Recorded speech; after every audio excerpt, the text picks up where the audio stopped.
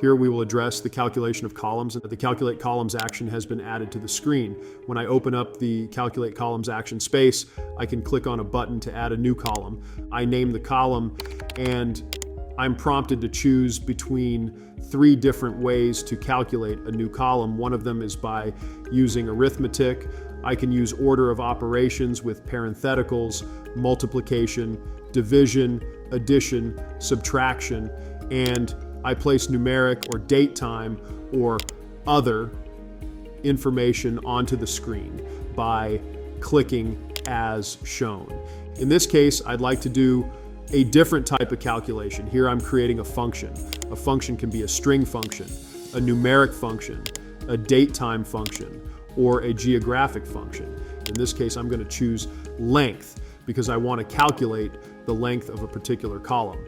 When I select the function from the drop-down list, I'm presented with the complete formula and I don't need to type anything, so I don't make a mistake. In this case, I would like to know what the length of the product type column is. If the length is 0, I know that this field is blank, which is what I'm doing in this case. I'm going to save this particular function, and I'm going to go ahead and add a new column for a new product category. For the product category, I'm going to use the conditional interface.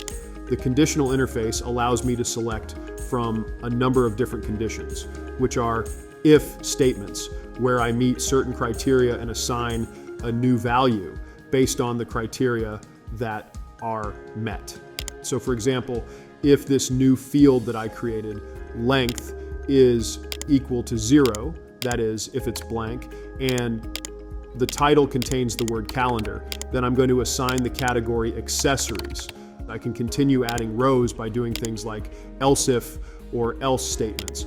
Else if means that I'm going to evaluate the if statement that precedes it first, and for all other records, it applies the else if statement and evaluates those conditions to assign a new category. So for example, else if length equals 0 and the title contains wine bag, then the category is musical gift bag.